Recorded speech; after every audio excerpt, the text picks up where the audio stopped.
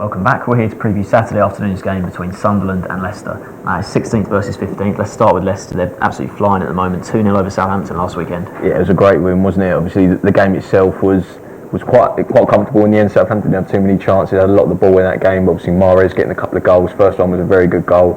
Second one was good as well. And I think that's important for Mahrez because he started the season very well, didn't he? But that was his first couple of goals since December. So obviously important to get him back in the sort of goals in terms of other people registering, because they've got a lot of goal scorers at the moment. There are a lot of players going forward, obviously been important, and the game itself, like I say, Southampton, a lot of the ball came into the game in the second half, but Leicester at the back have been much better as well. Obviously they like that five at the back, and Kasper Schmeichel I think he's had a really good last couple of months. He's had a couple of injuries, but to win that game obviously 2-0 against Southampton team who have had a very good season, that's for certain, going forward, but they've just come from nowhere, Leicester, aren't they? Absolutely flying. You look at the team, it's full of goals, and Nigel Pearson at the end of the game, he's sort of standing there and you just thought, you felt this is going really well at the moment. Obviously Pearson's had his things off the pitch and stuff, but on the pitch you can't really question what he's doing, because now they're absolutely flying and such good form at the moment.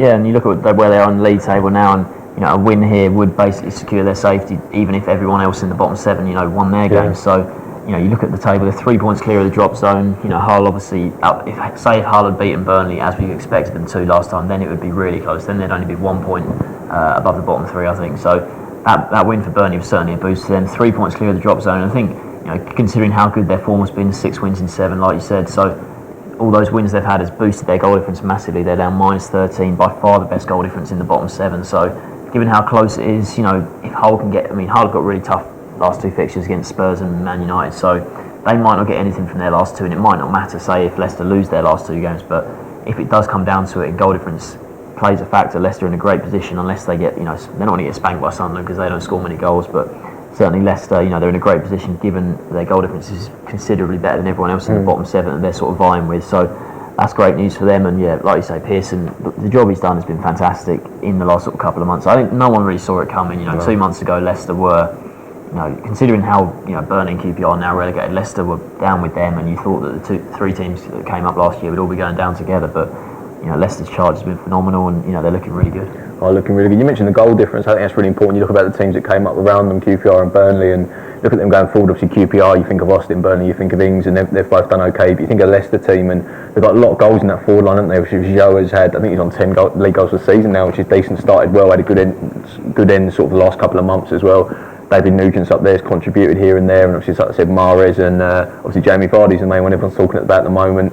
I think he's a strange one. He's had obviously his time in the non-league, and he's come up and done really well, wasn't he? And people talking about him for England now. I'm not too sure about that, but thinking about to get in the England team now, you've got Ricky Lambert, players like that who've had. Kevin Davies had a spell, didn't he? But talk about players like that coming forward, whether he gets into that. But a lot of goals going forward, don't they, Leicester? You talk about the teams around them, and -13 goal difference now, and if they can keep clean sheets, you do fancy him to score down the other end, because they've got a lot of players. Brighton's coming to the team as well. Obviously, he had a good spell at Villa, then went to Leicester, didn't really get in the team. But I think Matty James getting injured is a shame for them. I think he's a decent player in the middle of the park, but a lot of goals going forward, and it's good times for Leicester, that's for certain. So I think Vardy, he'll look at sort of his teammate David Nugent, who played for England, 1 goal, 1 appearance for England, wasn't it? So, and you certainly say that if you compared the 2 players, that Vardy is a better player. Certainly works. He works so hard, doesn't he? Runs everywhere, harasses defenders. He's a great player like that, and like you say, plenty of great attacking options for Leicester at the moment. But when you look at Sunderland, you talk about Danny Graham. I think it was his first goal in 28 appearances last weekend. Yeah, great goal. Yeah. He sort of comes in. I think it was Jordi Gomez's shot that was going wide, and Graham was trying to get out of the way of the ball, and he managed to divert it in off the post. And he sort of looked over to the linesman. You could see he didn't want to celebrate too early, because he knew that he'd get sort of ripped on the internet for all the sort of stuff that would happen, and sort of if he started celebrating and then got it chalked off, it'd be like, that'd be terrible. But he saw that linesman flag stayed down, and then I thought it was a bit bizarre how much he celebrated. Obviously, it was a massive weight off his shoulders to score a goal, but when it's completely unintentional like that, you do wonder, should you really celebrate like that? He didn't mean to do it. I know it's a weight off his shoulders, but they certainly in that game, that was a bit lucky. And then the second goal as well, that just hit Jermaine Defoe in the middle, goes in. They were so lucky in that game. Everton, Dick Advocaat said after the game, Everton were the better team. They controlled possession. They came close. They hit the post through James McCarthy. They had some chances as well, but in the end, Sunderland, they just got all the rub of the green that day. They came away with the win. It was a massive win for them. Up to 16th now, 2 points clear of the drop zone. Say if Everton had made their dominance pay and Sunderland had lost that game, they would be in the bottom 3 now. But 3 points for them is massive. Just up to 16th. They're level on points with Newcastle in the table. So, certainly they're still not safe yet, but given, like we said about Hull's difficult fixtures coming up, Sunderland are looking okay at the moment. And that was just a massive win for them, not just as a team, but for someone like Graham, whose goal struggles have been well documented. It was a massive game for him. Yeah, it was. I think that game might ultimately be what keeps you in the table. I mean, it really was that big, wasn't it, keeping the league? Sorry, I mean, you mentioned Hull the last couple of games, like they Spurs and Manchester United, and you fancy Sunderland. They play Arsenal and Chelsea next. In truth, obviously, I know they're battling down there, and Chelsea have already won the league. Arsenal are already top 4, but they're probably going to lose both those games, aren't they? And if they do lose both those games, they might just stumble over the line because of Hull, because of Newcastle struggling. You fancy Newcastle to maybe pick up a result. I think you have to look at Hull going down now. Maybe, like I say, the last 2 games are very difficult. Going to Spurs, you never know. Hosting Manchester United. If Sunderland lose their last 2 games and Hull don't pick up points, they'll stay in the league. But obviously, it's been another struggle, isn't it? Last season they had to battle to stay in the league, and it's been a battle again. You wonder if that's really enough for the fans. Talk about how much they've struggled in terms of this season, and players like Defoe's coming done okay. You mentioned Graham last time out. Obviously, getting that goal is important.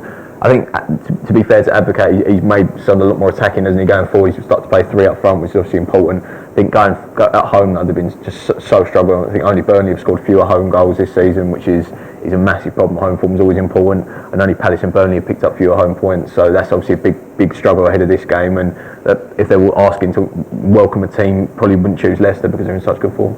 Certainly, yeah. I mean, both sides, not safe yet, but they're both looking fairly good considering that result for Burnley at Hull just would have been a huge boost for all the other teams just above Hull in the table.